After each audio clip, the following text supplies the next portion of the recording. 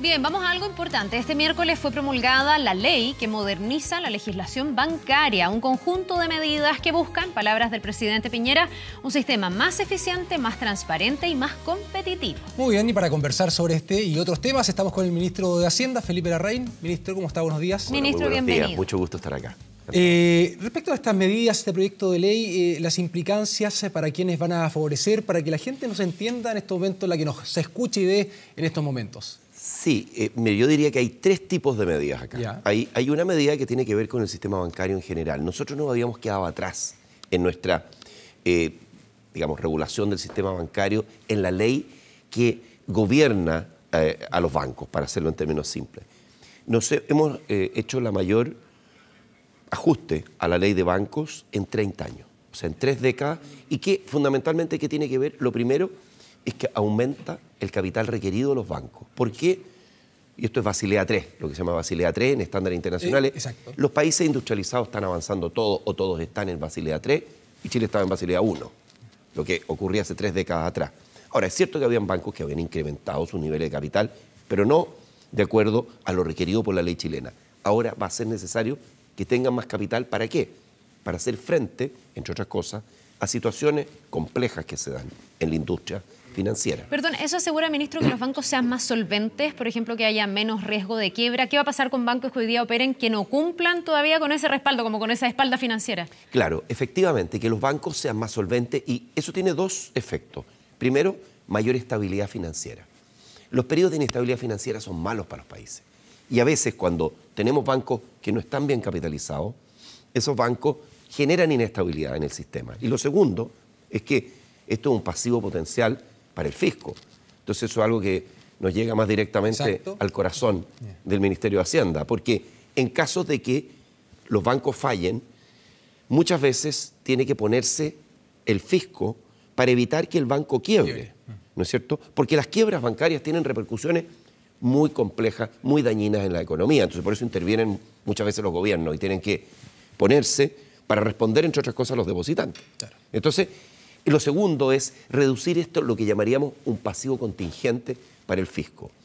Esto nos deja en mejor pie para que nuestros bancos compitan dentro de América Latina, fuera de la región, en Chile, mayor nivel de competitividad, y también, digamos, si queremos ser un centro financiero regional, nosotros hemos puesto como un objetivo que Chile sea centro financiero para generar mayor bienestar, mejores empleos, más oportunidades para los chilenos, un sector financiero pujante como es, por ejemplo, países como Luxemburgo, como Singapur, donde los sectores financieros son muy pujantes, crean mucho más proporción de los empleos totales que lo que hacen en Chile. Exacto. Entonces, esto es 1. 2, mejoró el seguro de depósitos para los ahorrantes, especialmente para el pequeño ahorrante, con límites que antes... Si quiere invertir para la casa propia... por ejemplo, ahorrar para la casa propia. Ya. Entonces, va ahorrando en una cuenta, en un depósito a plazo, tiene un depósito a plazo, y va ahorrando en este depósito en una cuenta. Bueno, hay un límite que antes era de 120 UF. ¿Ya? 120 UF son algo más de 3 millones de pesos, ¿no es cierto? Y este límite aumentó a 200 UF por persona por banco. Esa es la garantía estatal. O sea, si pasa algo con la rentabilidad o ese banco quiebra, el Estado finalmente termina garantizando ese monto. El Estado garantiza. La gente no pierde su plata. La gente no pierde la plata. Y eso, ese límite aumentó. Además, antes se respondía por el 90%, ahora por el 100%. Entonces, eso es una garantía, es mayor tranquilidad para las personas. Hay una garantía estatal más potente para el ahorrante, para el pequeño ahorrante. Usted hablaba de mayor competencia. Esa mayor competencia se debería traducir en mejores beneficios para la gente que nos ve, para todos los clientes de los bancos, con mejores tasas, con mejores condiciones, con, no sé, a lo mejor reglas que en un banco son un poco mejor y por lo tanto es mejor irte hacia otro banco. Efectivamente. A la espera de la ley de... Además de la portabilidad de créditos bancaria, que debería venir en otra línea. Eso sí, nosotros estamos trabajando efectivamente en la portabilidad de garantías hipotecarias, que es algo que podremos comentar en otra oportunidad, y esperamos que en las próximas semanas, pasado el verano, tengamos la oportunidad de anunciar y de enviar al Congreso ese proyecto de ley de portabilidad de garantías. Pero en esto nosotros claramente identificamos que las pymes deberían verse favorecidas, porque van a tener, en términos técnicos, menores requisitos de provisiones por los créditos que se dan a las pymes en la nueva ley de banco. Entonces, esto es algo que también va a favorecer a las pymes, va a ser menos costoso prestarle a las pymes. Entonces, yo creo que esto tiene una serie de beneficios y yo quiero también rescatar uno adicional que tiene que ver con la organización de la regulación del sistema bancario. La Superintendencia de Bancos se integra a la Comisión para el Mercado Financiero. ¿Y qué significa esto? Significa que vamos a tener un ente colegiado de 5 miembros, hoy día que son confirmados por el Congreso.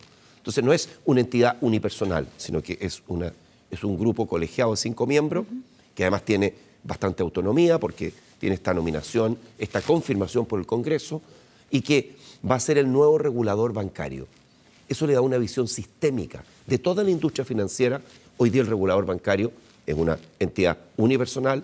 Entonces, y esto va a ocurrir, la integración plena va a ocurrir el día 1 de junio próximo. Se acortó ahí el plazo importante. Es un plazo que podríamos haber esperado más, pero han venido trabajando tanto en la Superintendencia de Bancos como en la Comisión para el Mercado Financiero para que esta integración ocurra y en forma sin generarle a los regulados ningún efecto negativo. Ministro, respecto al reintegro del impuesto al diésel para los camioneros, ya en otro tema, respecto a las críticas que ha recibido el gobierno con respecto a esta situación, de alguna manera como cediendo ante posibles medidas de presión de parte del gremio. Bueno, mire, lo que ha hecho el gobierno no es aumentar eso, sino que simplemente mantener lo que había a diciembre pasado. O sea, hay una renovación. Entonces, finalmente. Hay una renovación de un beneficio que existía.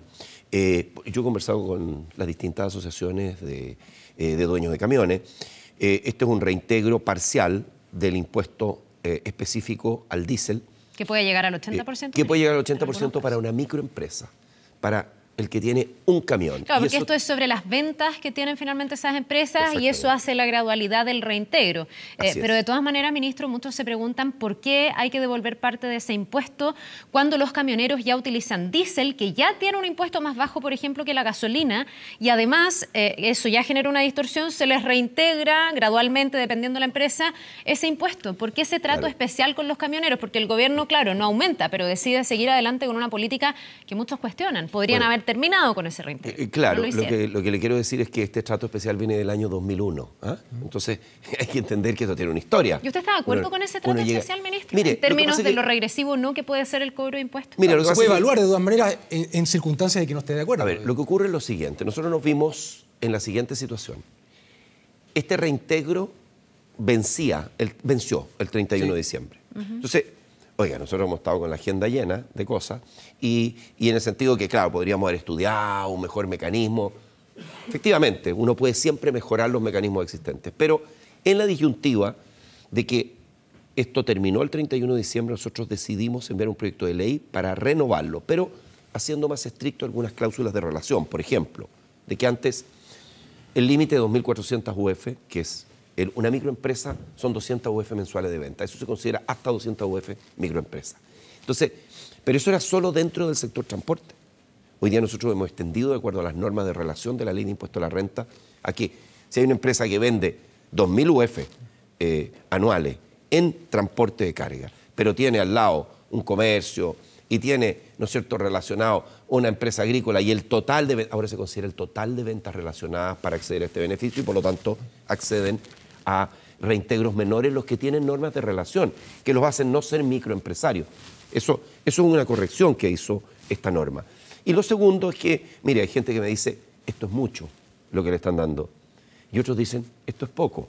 Deberían no pagar impuestos específicos. Entonces, pero, ministro, como todo en la vida... ¿Usted estaría de acuerdo, solo para terminar, con que los camioneros, o los camiones en este caso, no paguen impuesto específico cuando ellos no solo contaminan más, porque el diésel es más contaminante que la benzina, sino que además hacen daño en los caminos? O sea, de pronto es difícil explicar que ellos paguen menos impuestos que un automovilista, por ejemplo. Claro, mire, yo no estoy de acuerdo que ellos no paguen impuesto específico, porque ellos pagan impuesto específico. Lo que pasa es que se les reintegra parcialmente. Y esto está entre 80% para el que tiene un camión, hasta 31% para el que tiene ventas superiores a 20.000 UF.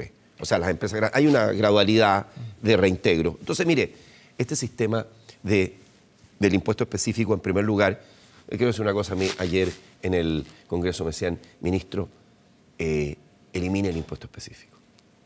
Elimine el específico. Claro, y yo le quiero decir que Si yo eliminara el impuesto específico, si el gobierno eliminara, probablemente yo sería el ministro más popular de la noche a la mañana, pero sería irresponsable de parte nuestra. ¿Está descartado entonces eliminar el impuesto específico a los combustibles? No vamos en este a gobierno eliminar el impuesto específico. Es algo que, a ver, nosotros entendemos que esto es algo, a nadie le gusta pagar impuestos, pero responsablemente, esto es algo que viene de mucho tiempo atrás, este impuesto específico, tiene diversas justificaciones en congestión, contaminación. Mire, ahora, la buena noticia de todo esto, porque uno puede decir, bueno, esta es la noticia que tenemos que pagar el impuesto específico, efectivamente, y a nadie le gusta pagar, a nadie, lo entiendo. Pero a nadie le gusta pagar el IVA de 19%, ojalá que fuera menos, y cuando llegamos al impuesto a la renta. Entonces, hay un tema que es muy natural, a la gente le gustaría que los impuestos fueran menores, pero nosotros tenemos que financiar el Estado. Perfecto. Tenemos que financiar todos los bienes y servicios públicos que entregamos a los chilenos. El gasto social lo tenemos que financiar. Entonces, esto es parte del financiamiento. Y la buena noticia, tal vez, porque yo creo que es importante, ciudadana, es un nuevo día con la baja del precio. Que tenemos hoy día una nueva baja del precio de la gasolina. Estamos completando 13 semanas de caída y habíamos dicho la semana anterior que quedan todavía 7 semanas más, incluyendo esta. Por lo tanto, hasta fines de febrero vamos a tener gasolinas a la baja y diésel también, que va a completar no las 13 semanas, pero ¿sabe qué? Lo interesante, cuando nosotros medíamos desde fines de octubre hasta febrero, fines de febrero, que decíamos por lo menos vamos a llegar allá, responsablemente una proyección que hacíamos, 100 pesos de caída en el precio de las gasolinas, aproximadamente, y eso para un automóvil, decirlo con un ejemplo que la gente entiende, que recorre 1.500 kilómetros mensuales, más o menos, a 12 kilómetros por litro de rendimiento, esto significa un ahorro de más de 150.000 pesos anuales. Entonces, yo creo que es interesante que, claro, en un momento estuvimos con las alzas de precios. Hoy día estamos en un periodo de bajas de precios y yo me alegro que vayamos a ir a las vacaciones con el ánimo al alza y los precios a la baja. Muy bien, perfecto. Muchas gracias, ministro, por estar junto a nosotros con este y otros temas también. Encantado. Con mucho Gracias, gusto. ministro. Que le vaya bien. Un buen día. Chao.